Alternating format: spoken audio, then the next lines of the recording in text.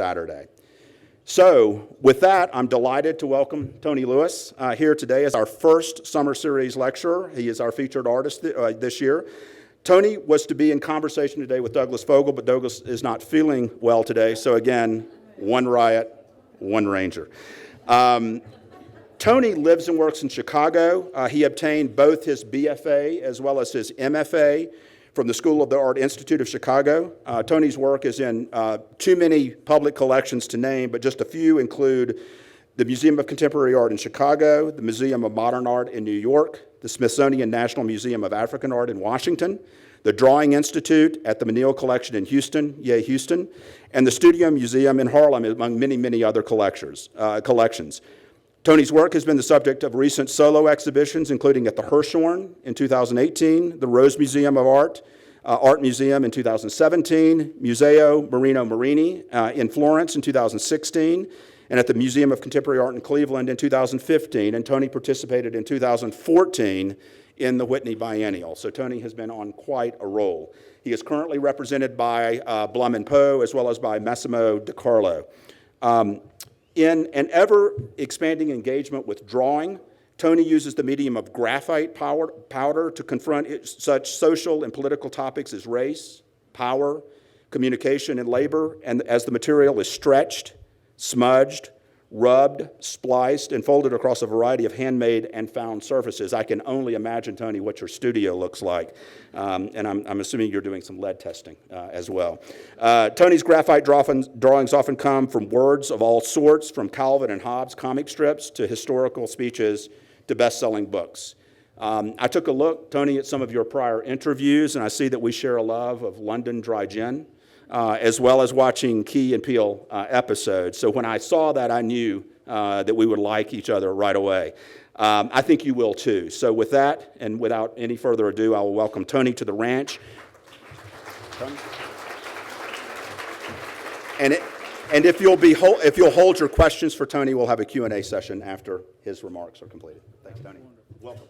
Welcome. Oh.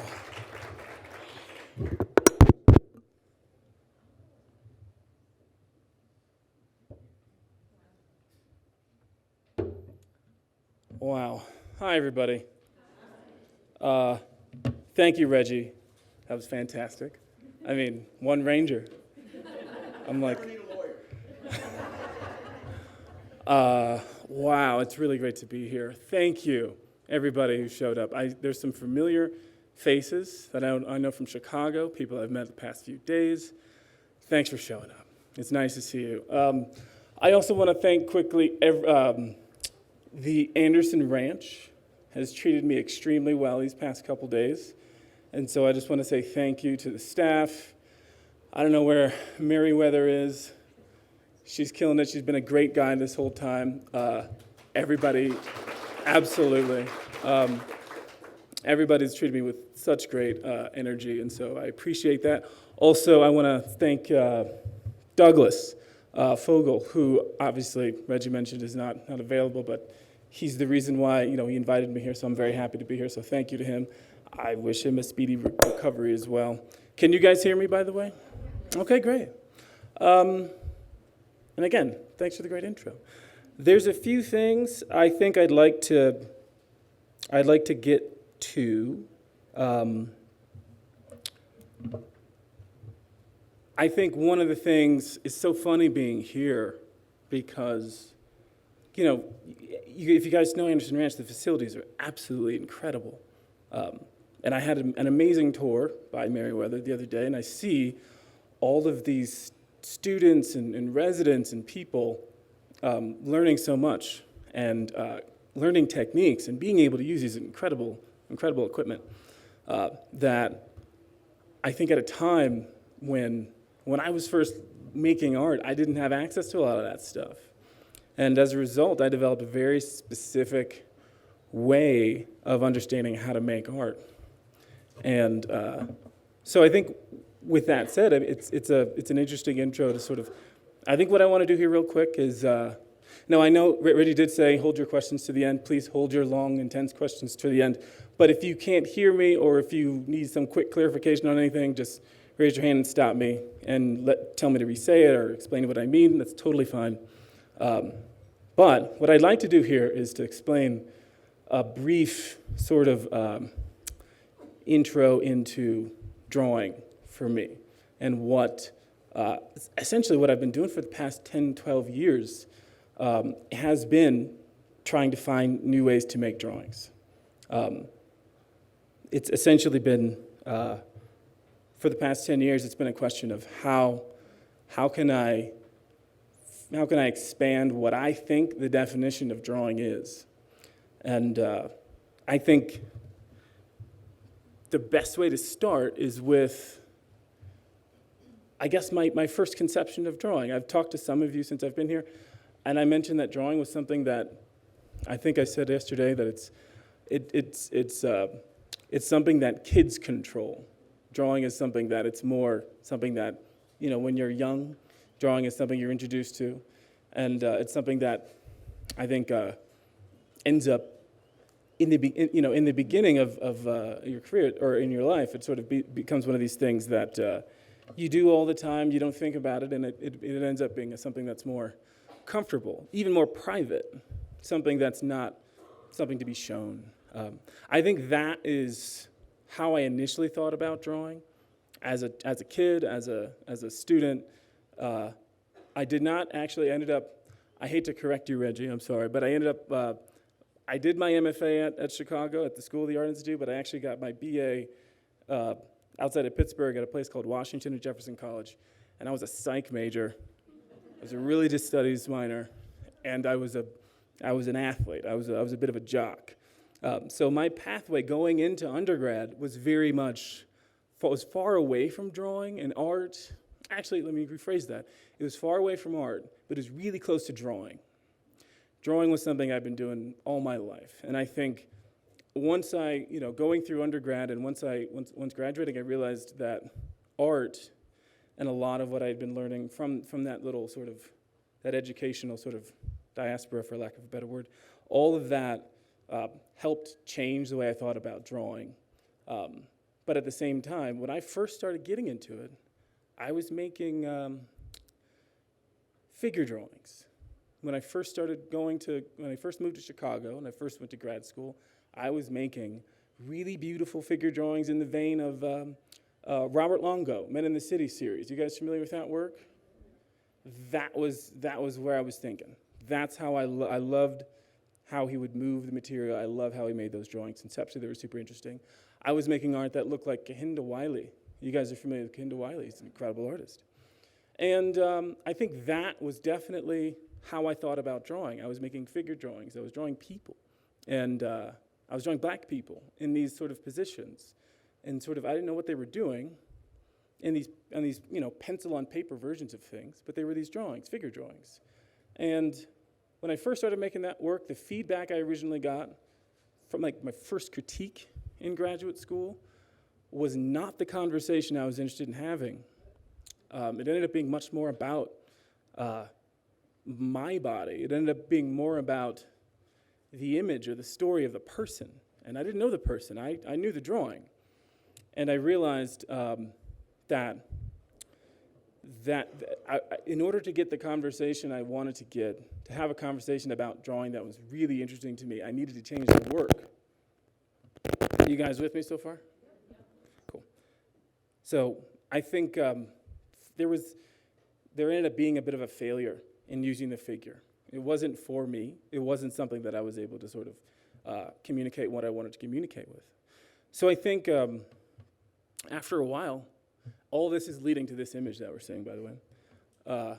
After a while, I started thinking less about drawing in terms of a pencil on paper, and started more thinking about it in terms of space, started more thinking about it in terms of time, started thinking about it in terms of the space I was given. Having a studio was a revelation in terms of how I understood drawing. Before that, drawing was something I could do on my desk. I didn't need a room for it. But the fact that I was given a room changed the way that I thought about space, changed the way I thought about how am I supposed to use this space. I now have a problem with space. And those were things that I didn't really think about in my initial understandings of drawing, but it ended up being something that was very influential. I sort of shifted from the paper to the room. The walls were actually the problem. The floor was actually the problem, and the paper ended up being something that was kind of literally put to the side. And pencil, if you guys know, pencil is just simply clay and graphite mixed together. You heat it up, and then you case it in wood sometimes. But that pencil ended up becoming, that sort of is what gave me a much more conceptual relationship to drawing. The second the paper sort of went to the side, the room started being something that was something to contend with, not just something to exist in, but it was something I had to consider in relationship to making the drawings. That's when pencil took on a much more colloquial meaning for me, a much more conceptual meaning. That's when the pencil became something that wasn't just something that you encase in wood and that you make pencils or make drawings with. It became a material that could also be in the form of a powder. And so if everybody, I think everybody in here has had experience making art, everybody knows what graphite powder is. Simple enough. It's a simple drawing material. It's just a loose powder, kind of looks like flour, black flour. And they sell it on websites saying, use this for large-scale drawings. And at the time, when I was thinking about space and drawing, I found some graphite powder. I didn't know how much to use. I didn't know how feral and how loose it was. So when I first introduced it into the studio, where I was thinking about space, and the paper was still there, the pencil was still there, graphite powder crept in as a new material and immediately presented a new problem for how I understood how I move my body around this room.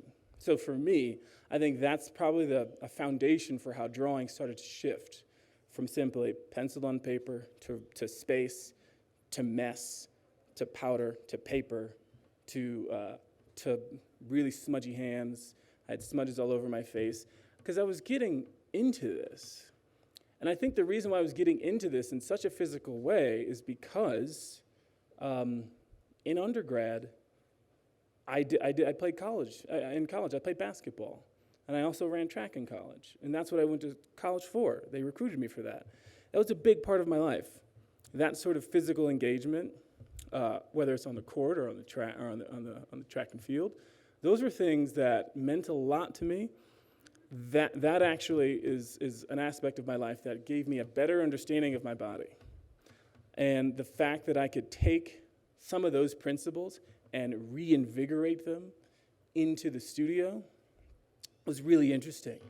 And the second that those things started becoming part of a way that I was trying to define drawing, that became kind of, there's this weird moment where I was physically moving around. I had this loose material.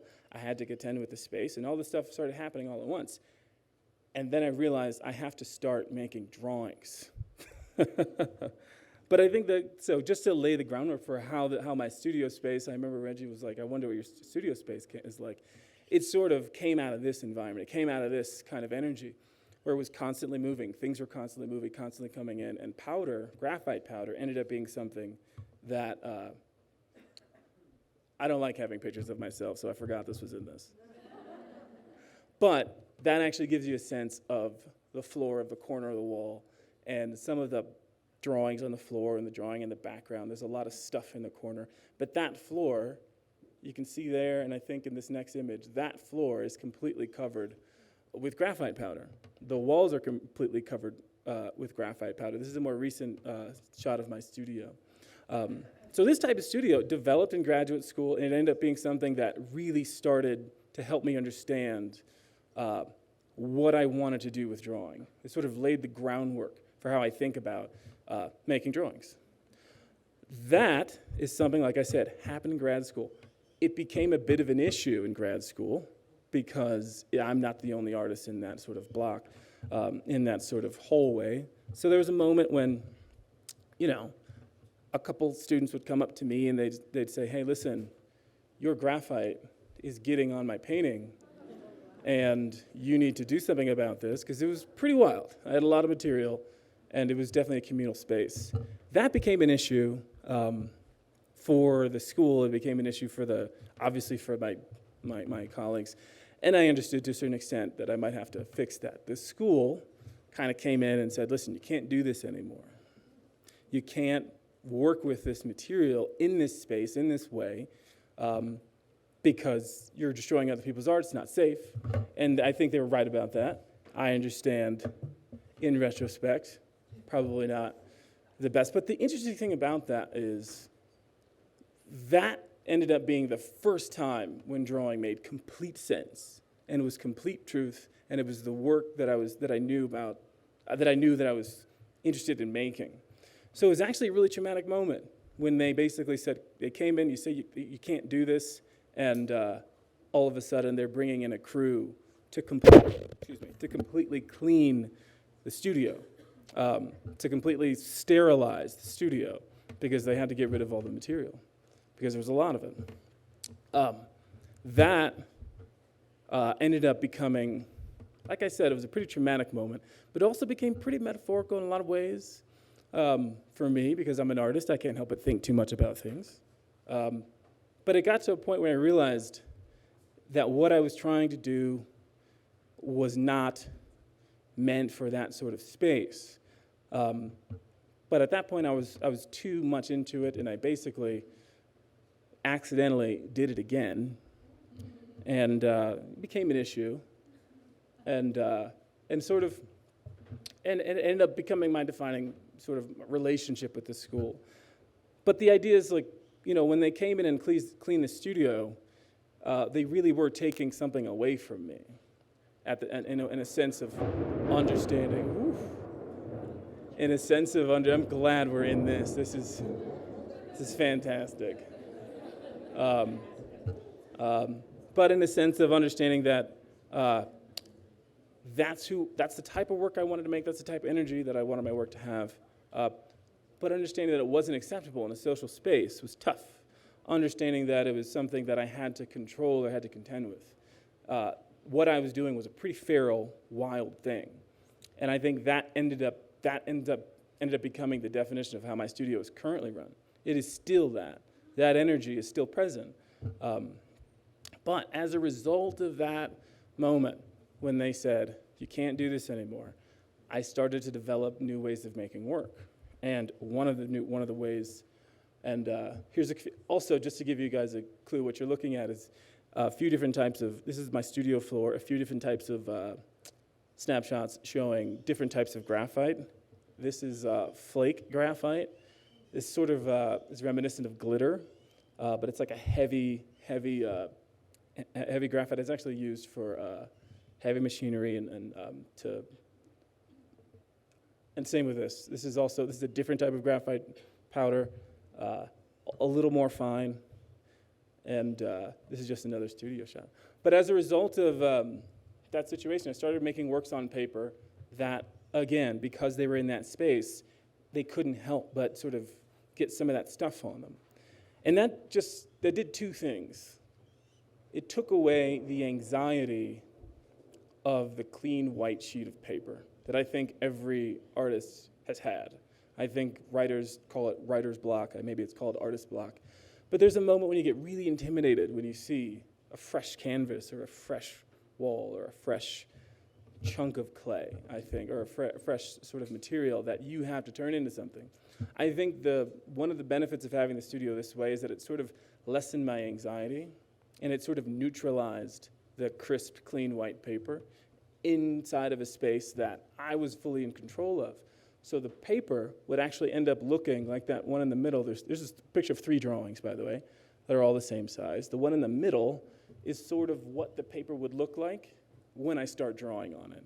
So it gave me a little bit of, it built a little bit of a patina so that I could be free to deal with it and wrestle with the paper, put my elbow on the paper without worrying about whether or not I'm making a mistake.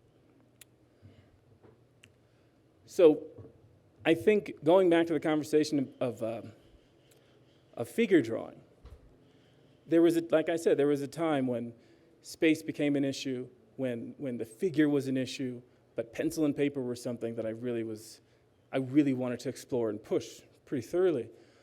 This drawing was one of the first drawings, I believe was a project I started in 2010. And this is a drawing that basically came out of that traumatic experience, but also provided an alternative to the figure in drawing. There was the fact that the figure sort of failed in terms of how I was thinking about drawing. I think text and letters actually allowed me to see myself. I saw myself a little bit better in text and language than I did in the figure. It reflected back on me some of the ideas I was interested in. Now, so the beginning of this project is text-based, obviously, but it's also, to give you a little bit of background, I think there's a few other images. Yeah. So you can kind of see this is called, well, the title is very confusing. But for me, I've always called it Kalo, Kalo, Kalo, color. And the reason why they're in that, the letters are in that place, and the reason why they're kind of structured that way is because there's a sentence that is the sort of key and the sort of the framework for these text drawings. And so you can kind of see, it's sort of like, it fits almost the entire page, about 3/5 of the page, fills out a sentence that's grammatically correct, and also each letter fits specifically where it's supposed to go. So when you see these drawings are basically me editing that sentence and sort of omitting the majority of the sentence. And there's a few letters that I'm pulling from that sentence to show up and to be the service of the drawing. Now that sentence, I mean, I know you guys are probably curious about the sentence. I'm not going to say it because it's something I've always been a little bit guarded about it. We're in the process of working on a book for this work. This is like a 12-year project, and I think that book will hopefully give a sense of the sentence and also the linguistic nature of this work. But for the sake of the drawing, one of the decisions I made was to hold back the original foundational linguistic sort of source. But the idea that I can sort of pull from that and develop these drawings was something that I think it was a liberating sort of gesture. So this is a body of work I was working on for a while, and this drawing in particular is called F told O.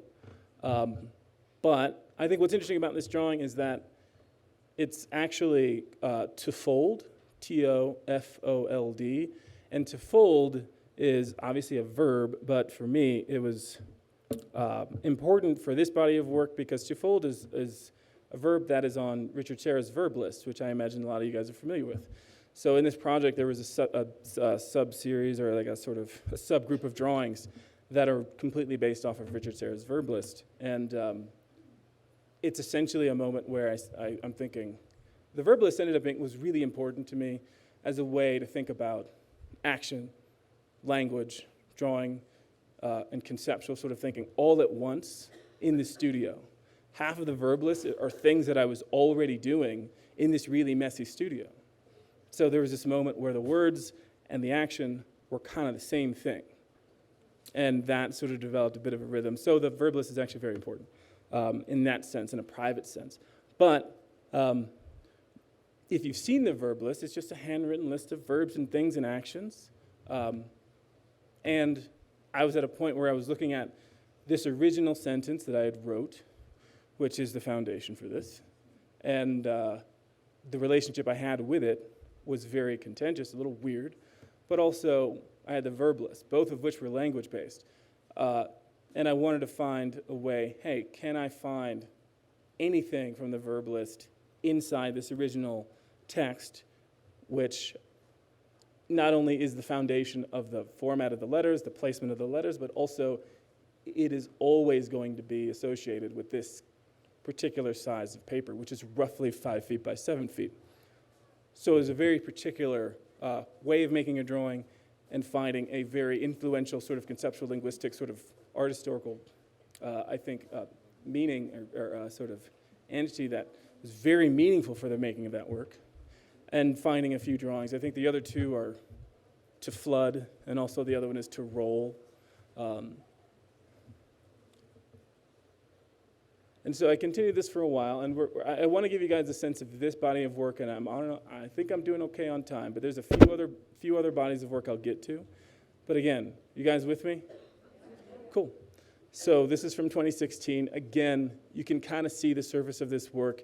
If you can imagine it being made in one of those shots I was saying, the work is sort of stored on the floor. Once it's made, I sort of take it off the wall and put it on the floor. And after graduation, I moved into a very small studio. So that very small studio, I had no other choice but to store the work on the floor. So I'd put a fresh sheet of paper up, I'd work on a drawing for a few weeks, and I'd put it down, and I'd set it down there. And I inevitably would walk on the work. I would inevitably have to move the work. And so I think I developed a much more physical relationship to the drawings. And I think that was really important because that solidified my relationship to the drawings outside of just simply the text. The fear of making figure drawings was that the purpose or the point of the drawing or the narrative or the story was the person. The truth is it was about the drawing.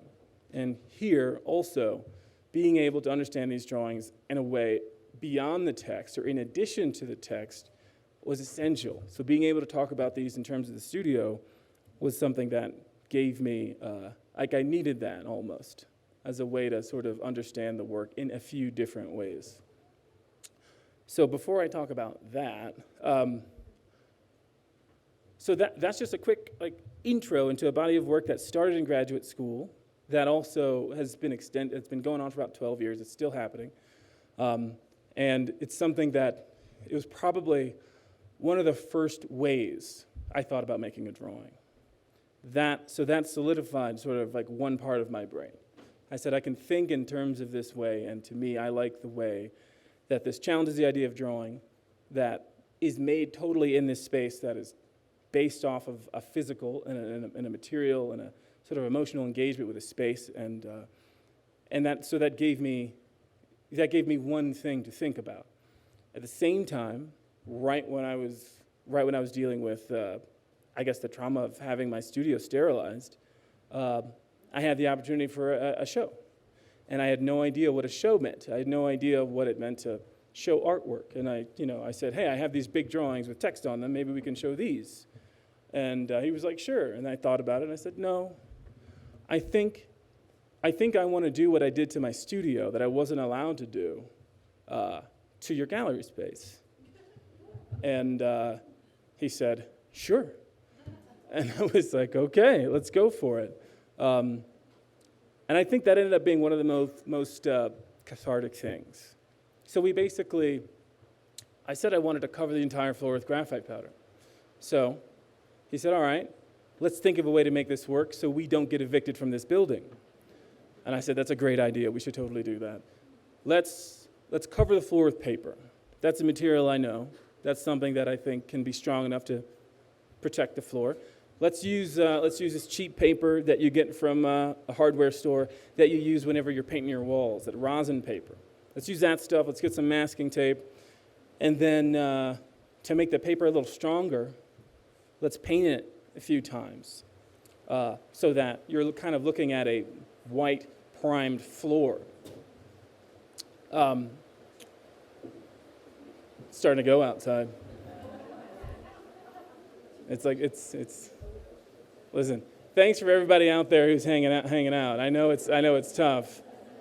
And also if they're in the back, we're good, but I know you guys are going through it. Feel free to come in here and stand. Say it again? Oh, is everything all right? Oh yeah, there's actually a few seats up here if you guys are interested. So I know you don't want to come to close, but if you want to, there are some seats in the front.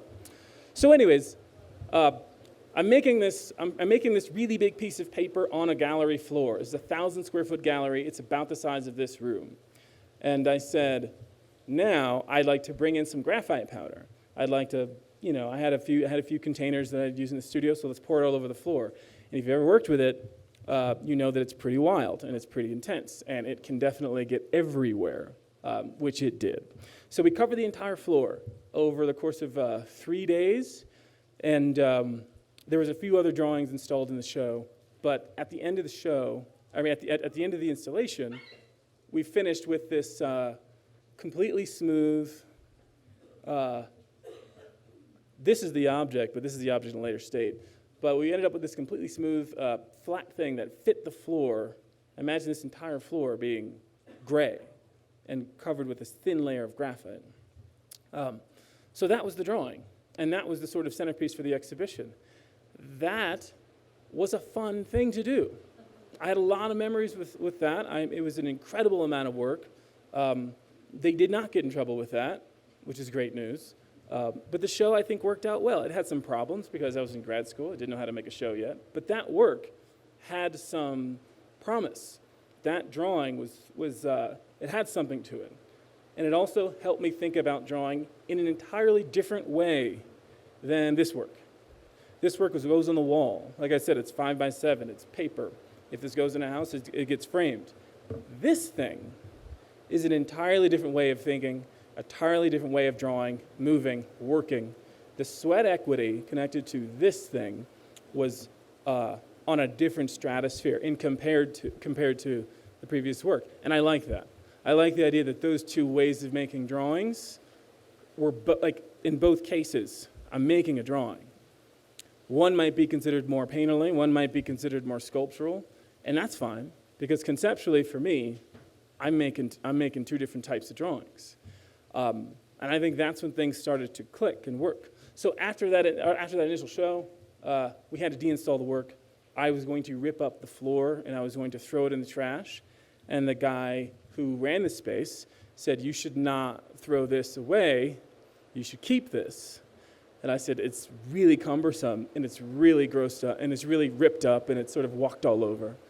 But I decided to keep it. And then after a while, it sort of functioned as this like 3 foot by 3 foot, maybe 5 inches thick object in the studio. And after a few months, I realized this is a really interesting object, because when I look at that and I point to it, that's a drawing. And that also became another way for me to think about drawing. Same object, 3 months had passed, same object, sort of stored away, still had the same kind of energy pent up, had the same memories, and the same work was still there. So about a year later, I had an opportunity for another small show at a project space in Minneapolis. And I said, "Why don't you let me show this drawing?" And I said, "One drawing? Yeah, it's pretty big. And it'll function a couple different ways." And so he said, "Sure." So I pulled it out. I drove it up there, pulled it out of a plastic wrap I had it in, unwrapped it, and this is what it looked like. And that, to me, became, again, the beginning of something that I didn't really fully understand. This drawing has then, since the first inception where it was born, to the second show, and I believe this is the most recent show. This is the same drawing. This is Untitled in 2011. This was shown in 2013. That drawing on the floor is 2019. And between those years, those past 6 years, 7 years, that drawing has traveled, I think, into, maybe 4 or 5 different countries, been in at least 10 different exhibitions, and in countless sort of iterations. And the life of this thing has grown exponentially from a one-time exhibition. It has its own travelogue. It has its own bio. And I think for me, it took me 10 years to understand the power of that type of drawing.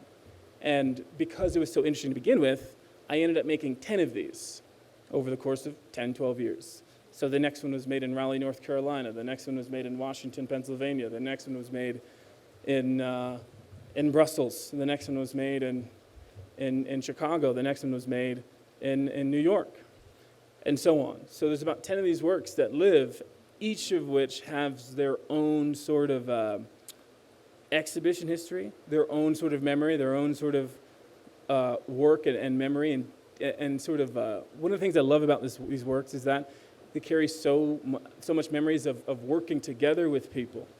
The amount of sweat and graphite that is on these things is pretty incredible. So that's jumping ahead a little bit. But just to give you an idea of the nature of these works, you can actually see another one in the back corner and on the left side there. And here's another one. This is Untitled 4. This is the one that was made in Brussels. So this has its own memory. I was with a team of friends, a couple from Chicago, went to Brussels. We went out to a basketball court in Brussels, a public basketball court, and we got the measurements. We started making this drawing. We started laying out the paper in the middle of the day until the local police came up, and they were like, hey, what are you doing? So we had to pack up really quickly. We kept the measurements.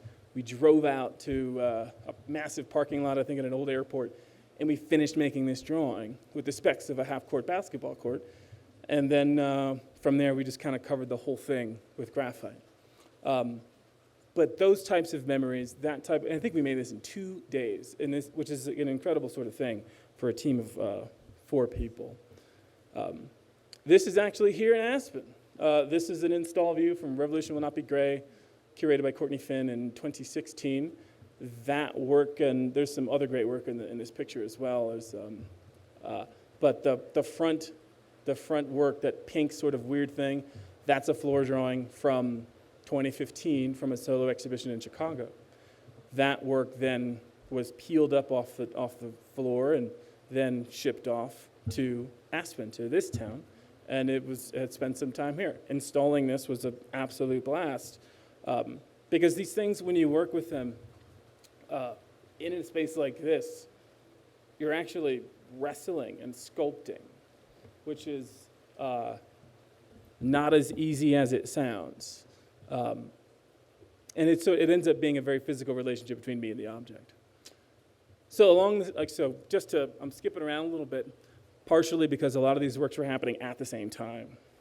So if you can imagine, this is 2014. This is happening around the same time as I'm sort of in the middle of making a floor drawing. I go back to Chicago. I go to my studio, which looks the way it looks, and I start working on paper. So this is a drawing called Talkative for 2014.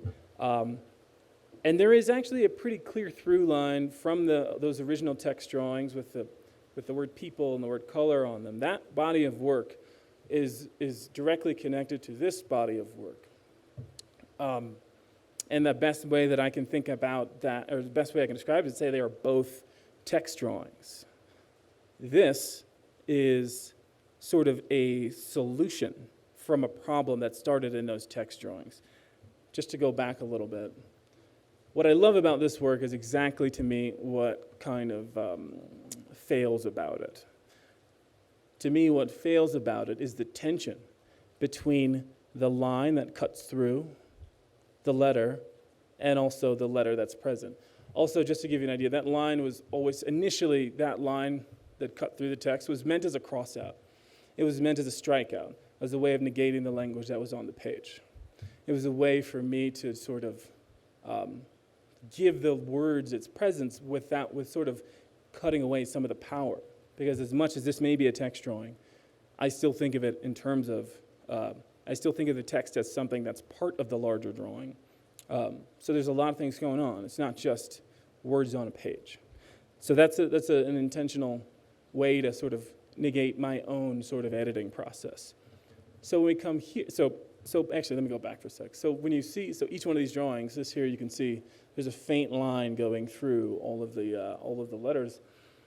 And I think that tension between that line and that letter was important for this work. I needed that. I think that was part of what this work was about and continues to be about that. But it also sort of failed in a sense that I didn't like the idea of making text drawings. I didn't like the idea of the letter form needing to be present in order to get to the sound of a letter P or the letter C. I didn't like the idea that I needed to depend on the actual text to get to a certain level of meaning. So I wanted to figure out a way, is there a way to be able to use language without having to use language? And years prior, I was at a time when I was interested in buying dictionaries from thrift stores, which was a thing I did for a while. I was at a thrift store in Cleveland, Ohio, which is where I grew up. And I found, I was actually looking for a Croatian to English dictionary, which I found. crazily at a thrift store, which is very rare. Uh, but right next to that dictionary, there was a Greg Shorthand dictionary. And I imagine, is anybody familiar with Greg Shorthand? I think some of you are. Greg, it's a stenography. It's a system of writing that is used to essentially record speech or take notes at the rate of speech, so you can pretty much write quickly. And it's a whole code. It's a whole sort of, basically a sound that one makes is associated to a particular mark or a particular gesture. So that ended up being something that was interesting to me. If you've ever seen shorthand, it looks very weird. It is something that I had when I first opened that dictionary, I had no idea what I was looking at, but I had a feeling that I was looking at a system. I was looking at something that someone understood, and it was pretty compelling visually. It also, quite honestly, looked a lot like marks that say, oh, I don't know, Cy Twombly would make, or Franz Klein. Some of these marks that I recognize. I recognize the energy, the gesture, but what was happening in shorthand was a system, was a writing system that existed in courthouses. Court stenography is called that because of stenography. I had to figure, I sat on what shorthand, what Greg Shorthand, what stenography was for a while, conceptually thinking about, is there a way I can turn this into making a drawing? But then I realized what I was struggling with the previous text works is, again, that tension between the line and the letter. Shorthand actually gave me a chance to see, or gave me a chance to think about making the line and the letter, which were separate things, kind of come together to be one thing, which then led me to shorthand, which is, this is actually one of the first ones. It's called progression. This was a little bit weird. This also sort of brought me back, it made me think about composition differently, made me think about the figure differently. It actually, in a weird way, got me thinking about Robert Longo, Men in the Cities again. The way that these things would sit on the page, the way that these things were sort of floating. They were figures, they were objects, but they were writing, they were text. This is a system. At once there's a sort of diagrammatic, but also a very formal kind of abstraction going on at the same time.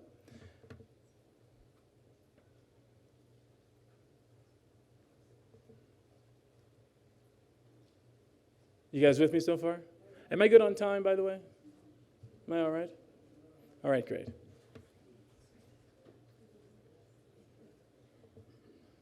So, well, before I get to that. So this work ended up being, again, another way for me to think about drawing.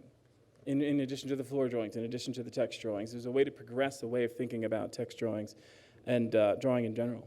But at the same time, as the floor drawings were happening, as this was happening, and as the text drawings were sort of developing, I mentioned I was in a really small studio. So I would make these works, I'd have to put them on the floor, and I would work on another one on the wall. I was also compelled to work on even smaller drawings because my studio was tiny.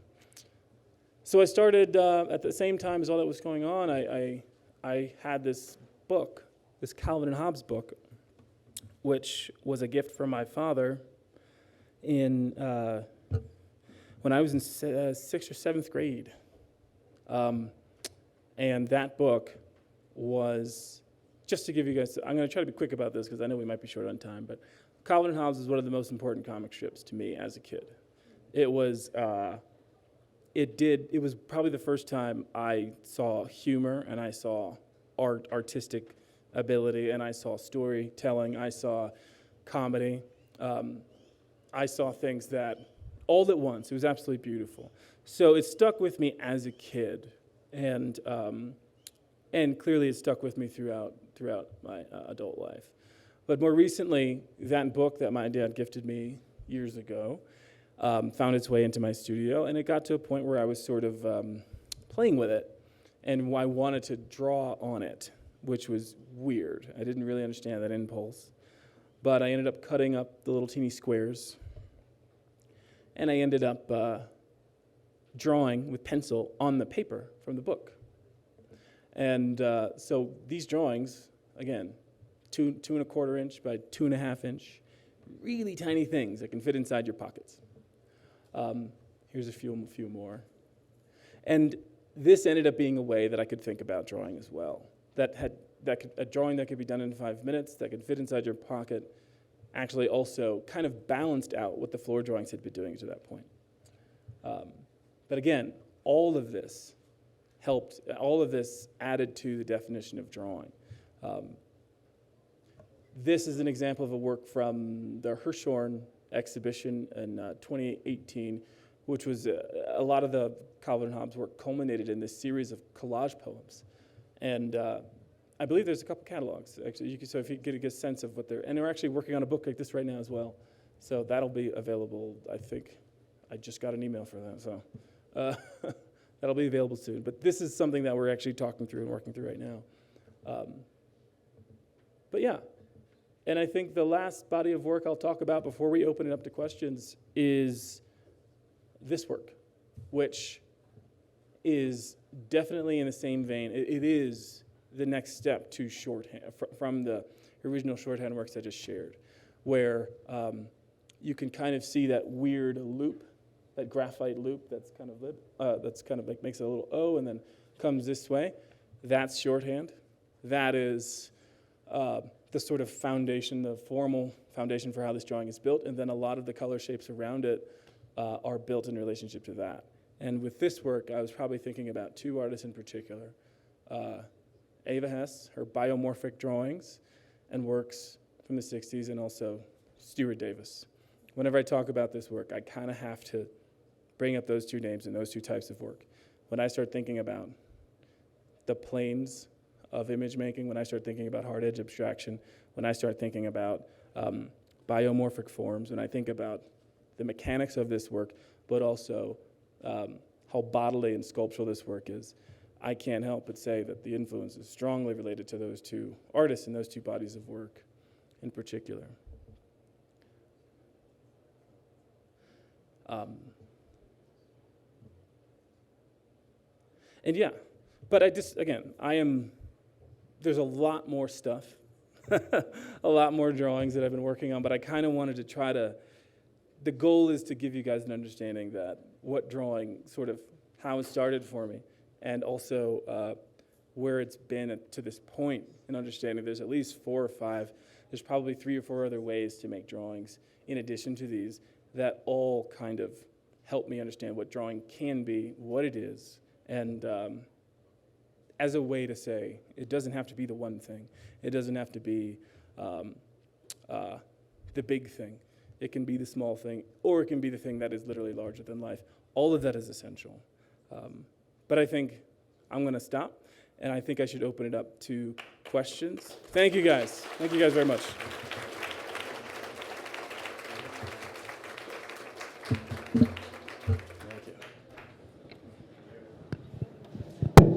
Thanks. I want to thank everyone for coming out. Tony, thank you. That was fantastic. Thank you. And since I have the microphone, I'm going to ask just one very quick question, which is, in one of the images you showed, there was a still image that appeared of William F. Buckley. Yeah. And I was just curious, as to the context of that image. I assume it perhaps was a video, but Yeah. if you could answer that, and then So I'll turn that's it over. one of the bodies of work I sort of glanced over. That is work that actually began the same time as the floor drawing, the first floor drawing was made. That came about in graduate school when I, was exposed to. I was actually exposed to James Baldwin's really famous debate with William F. Buckley, and I was exposed to James Baldwin's side of that debate. And that was amazing. It's fantastic. And it was, I agree with everything he had to say. But one of the things that James Baldwin did say is, in his little lecture in his argument was, he's really afraid of what happens when someone turns away from any white American that's speaking. They're representing a certain level of distrust. And I think that really stuck with me, especially based on the fact that my introduction to that debate was one-sided. So that kind of prompted me to look out for the other side and actually listen to what William F. Buckley had to say. And that is a project that started in 2011, and it is ongoing today. And it's been a sort of a listening to William F. Buckley in a very weird, twisted sense. And it's a very, very tough thing to do. But at this point, it's become more of a performance, a private performance of listening. And it's recently culminated in work on paper and also work with video footage from that particular debate, which opens up a whole new, again, understanding what the moving image or what the image means in relationship to drawing, again, is another way that I can kind of think about what I'm sort of trying to do with drawing. But there's a long history to that work in general, but it is very specific to that argument in 1965 in Oxford. But it is all about that 23 minutes of him saying a lot of things. Yeah. Any other questions? So if you just hold till the mic gets to you. Mic's on the way. Hold one second. How do you protect yourself working with all the graphite powder? Do you wear a whole deal? I mean, a mask and everything? Absolutely. Yeah. Well, the first time I started working with it in graduate school, I did not. Wow. And after a while, I realized that You must. I needed to start. Yeah. So yeah, I think especially with cautionary tales, something like Ava Hess and Jay DeFeo, this sort of environment is something that I definitely have been learning how to survive and learning how to. Do you wear properly like a protect gas myself. mask or like a? No, we absolutely. I wear like a ventilation mask and a Tyvek suit every time I go in. great. Several Thank you. gloves, several. Yeah. Yeah. Other questions? There's right here.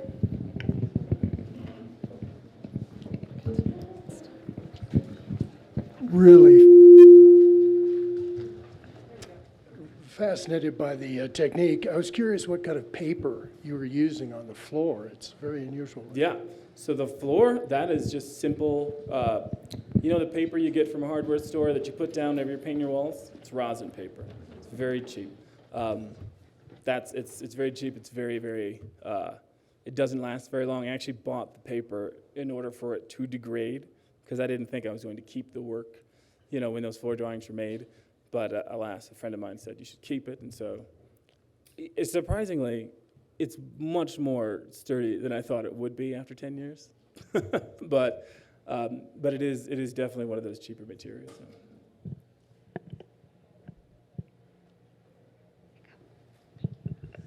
I was curious about the initial floor covering drawings that you were doing wall to wall. Yeah. Was that displayed wall to wall, and so was it walked on by the viewer before it was folded, molded, moved, and? Yes. Yes. I wish we didn't really prepare any images in here, but yes, all of these drawings that you've seen have all started out as flat, wall to wall.